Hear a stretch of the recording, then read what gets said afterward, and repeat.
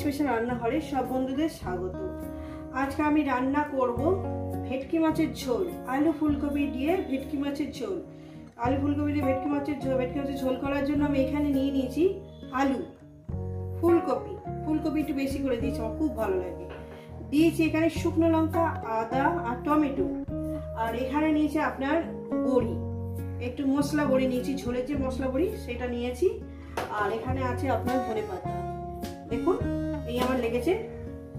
রেসিপিটি শুরু করার আগে বলবো লাইক করবেন, শেয়ার করবেন। নতুন নতুন রেসিপি দেখতে গেলে আপনারা চ্যানেলটিকে সাবস্ক্রাইব করে নেবেন। বন্ধুরা যেভাবে খায় ঠিক আপনাদের সেইভাবে দেখাবো। চলুন রেসিপিটি শুরু করা যাক।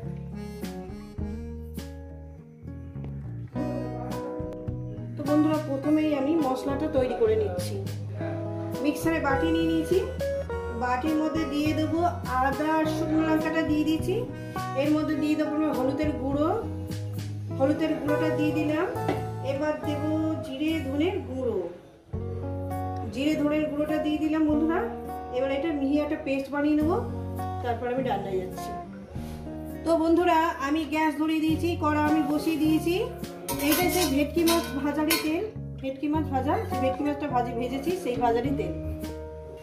তেলটা আমার গরম হয়ে গেছে, আমি বড়ি কটা দিয়ে দেবো, অল্প করে বড়ি দিয়েছি, বড়ি কটা দিয়ে দেবো, একটু ভেজে নেবো। রান্না করতে গেলে এবার ছেড়ে খেতে হবে। তো বন্ধুরা বড়িটা আমার ভাজা হয়ে গেছে, এটা তুলে নেব। রেসিপিটা পুরোটাই দেখবেন, আর রেসিপিটা আপনাদের কেমন লাগছে অবশ্যই কিন্তু বলবেন। বড়িটা নামিয়ে নিলাম, আর একটু তেল দেবো, পরিমাণ মতন তেলটা আমি দিয়ে দিয়েছি।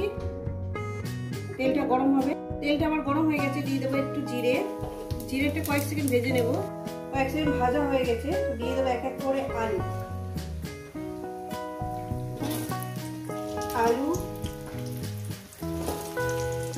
ফুলকপি,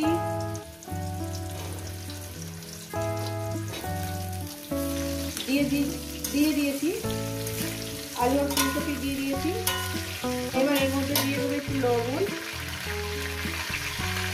1 চামচ লবণ দিলাম চুল করে, লাগলে পরে দেবো। দিয়ে আমি এটাকে প্রায় 5-6 মিনিট আমি এভাবে একটু ভেজে নেব। কে একটু ভেটকি মাছ দিয়ে আলু ফুলকপির ঝোল খেতে ভালোবাসেন, একটু কমেন্টের মাধ্যমে বলবেন কে ভালোবাসেন আমার মতো। বন্ধুরা একটু পাচ্ছেন আমি ফুলকপি আর আলুটাকে কীভাবে ভেজে নিচ্ছি। সামান্য একটু হলুদ দেবো, একটু কালারটা সুন্দর হবে, ভাজাটা বেশি সুন্দর হবে। আমি যেভাবে রান্না করছি একবার এইভাবে রান্না করে খেয়ে দেখবেন, ভীষণই সুন্দর লাগবে। মিনিমাম আমি এটাকে 5 মিনিট হয়ে গেছে, আমি আরও অন্তত 4-5 মিনিট ভাজবো মিডিয়াম গ্যাসে, আমি হাইতে কোনোদিন করি না। তো বন্ধুরা প্রায় আমি 10 মিনিট ধরে ভেজে নিয়েছি আলু ফুলকপিটাকে। এরপর কী করবো, আমি এর মধ্যে দিয়ে দেবো মশলা বাটি ধোয়া জলটা আমি দিয়ে দেবো।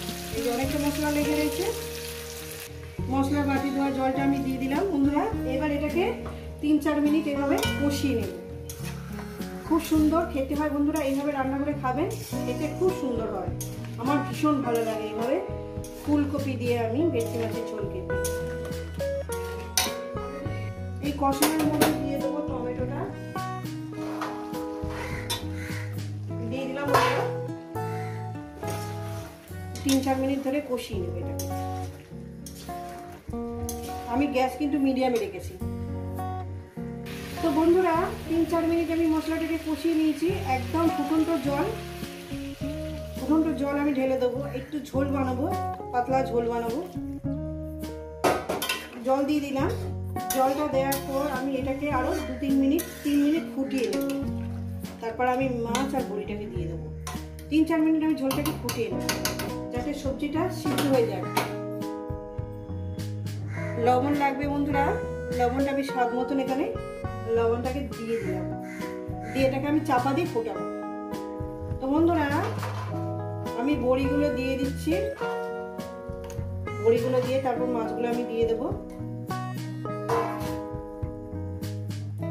মাছ দেওয়ার পর আরো আমি 5 মিনিট ফুটাবো, 5-7 মিনিট ফুটিয়ে নেব, যাতে মাছের ফ্লেভারটা ঝোলের মধ্যে যাতে চলে আসে। দিয়ে দিলাম, দিয়ে আমি এখানে চাপা দিয়ে দেবো।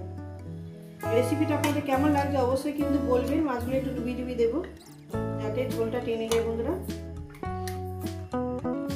দিয়ে দিলাম, এটাকে আমি আরো 5-6 মিনিট ফুটিয়ে নেব। আরো 6 মিনিট। তো বন্ধুরা আমার তরকারিটা হয়ে গেছে। একটু ফ্লেভারের জন্য ধনে পাতাটা ছড়িয়ে দিলাম। এটা সম্পূর্ণ বাদ দিতে পারেন, আপনাদের ভালো লাগলে দিয়ে দেবেন। আমার একটু মোটামুটি একটু ধনে পাতা ফ্লেভারটা ভালো লাগে, তাই আমি এখানে দিয়ে দিলাম। এটা আর 1 মিনিট রান্না করবো, তাই এটা নামিয়ে দেবো। দিচ্ছি আরো 1 মিনিট পর। এই রেসিপিটা আপনারা কেমন লাগলো অবশ্যই কিন্তু বলবেন। দারুণ সেন্ট বেরিয়েছে, দারুণ ফ্লেভার বেরিয়েছে। ফিরছি আরো 1 মিনিট পর। তো বন্ধুরা এই রেসিপি যদি আপনাদের ভালো লেগে থাকে অবশ্যই কিন্তু কমেন্ট করে জানাবেন, রেসিপিটা লাইক করবেন, শেয়ার করবেন। নতুন নতুন রেসিপি দেখতে হলে চ্যানেলটা সাবস্ক্রাইব করবেন।